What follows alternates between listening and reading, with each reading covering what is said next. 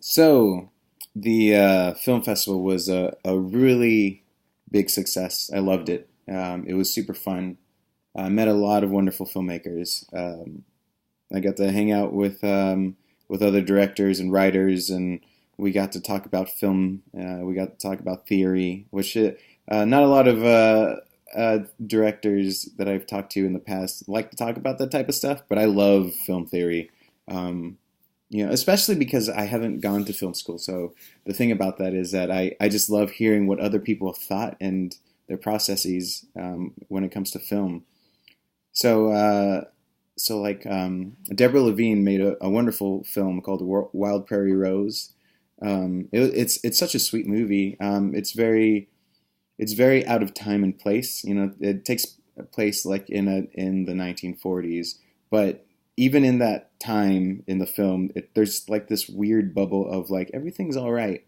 That doesn't mean there wasn't conflict in it. There was conflict, yeah, because all films need some sort of conflict to drive forward the narrative, and but like there was this sense of like everything's all right. It was a gentle film, and Deborah Levine and I kind of connected on the idea of how patience and silence is good for films, because it allows kind of the facial interpretations from the audience of the actors to inform them a little bit more, and allows the characters to kind of exist in time rather than have them go through a line and say a line, and you can feel the kind of cleanness of it. But with silence, it kind of dirties up the script a little bit, because now there's this extra level of communication happening with their eyes and face.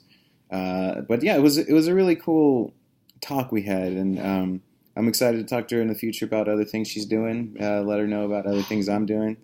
Another filmmaker that I met was a director named Jeff, and he made a wonderful film called Staring Down Fate, and it's like a two-tone piece, because the first part of it is kind of like an environmental film about wolves, specifically red wolves in the northeast of the United States, and how they're disappearing, and how there's this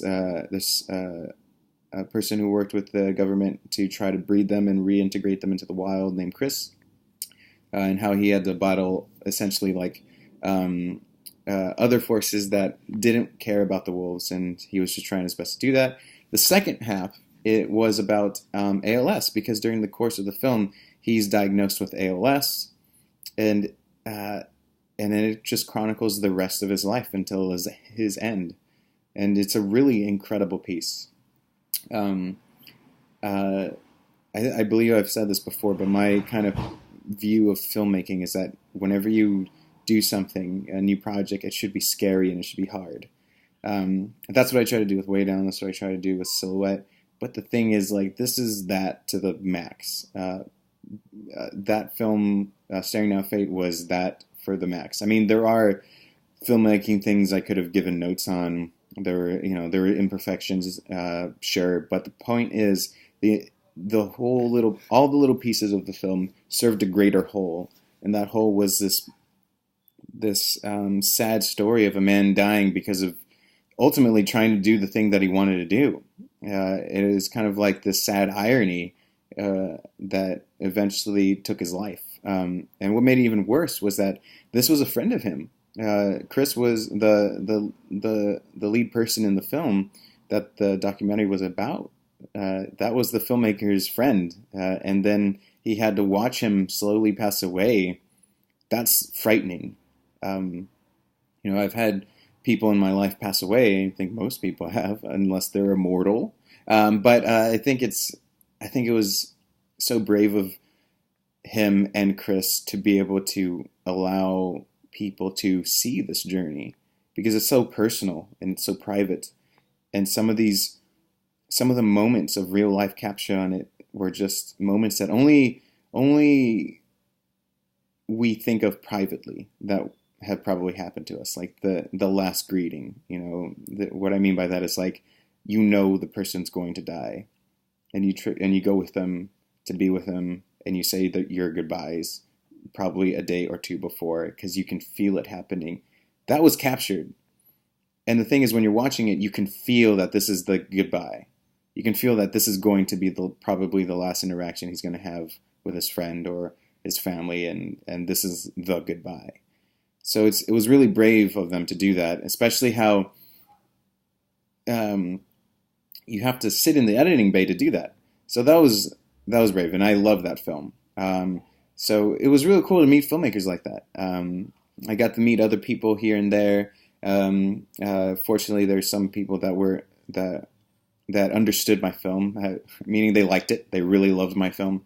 And I think the most interesting part was seeing the lights go up after the credits had rolled and just seeing their faces just so affected. I wasn't expecting that. I knew my film had some emotions in it, and I knew I cared about it. I knew the film worked to a degree, but I didn't know how it would work to strangers.